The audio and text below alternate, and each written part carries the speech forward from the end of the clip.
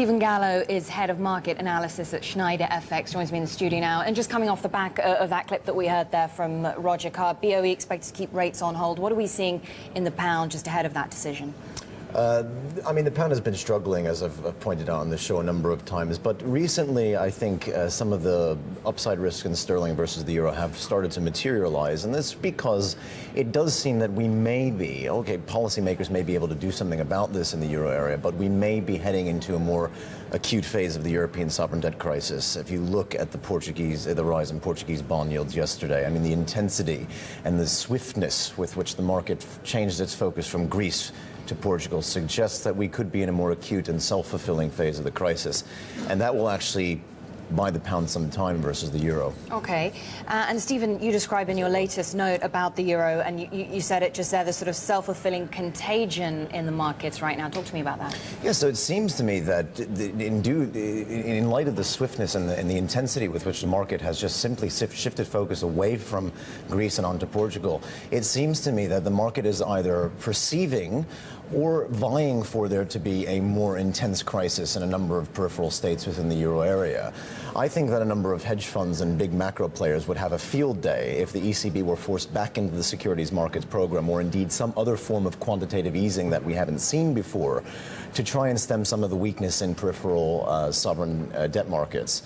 So it's one that needs to be watched very closely. And I think the most important thing to point out is that this acute trauma that we've seen in the Portuguese, in the peripheral debt markets yesterday, has not coincided really with any more acute phases of the crisis in Portugal itself. So it is speculative-led in my view, and I think, other than the interest rate outlook, I think that's something that Trichet would want to. If I were in Trichet's shoes, it's something that I would want to address today at the press conference. Yeah, and of course we're expecting a rate hike today, and then also watching the sort of nuances in his language very closely in terms of what we can get with his policy in the coming months, possibly another rate hike in October. But how is this going to affect countries like Portugal, Greece?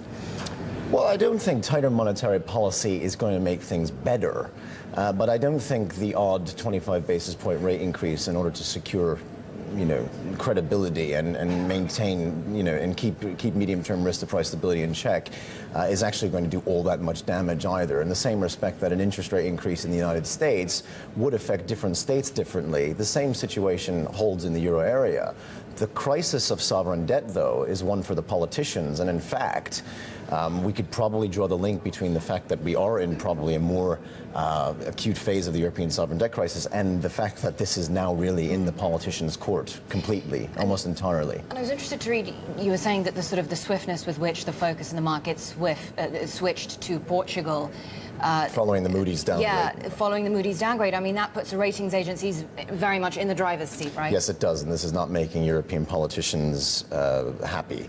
And I actually think that despite some of the remarks that were on the more vicious side coming out of the EU yesterday towards the ratings agencies, I actually think that they have a point here.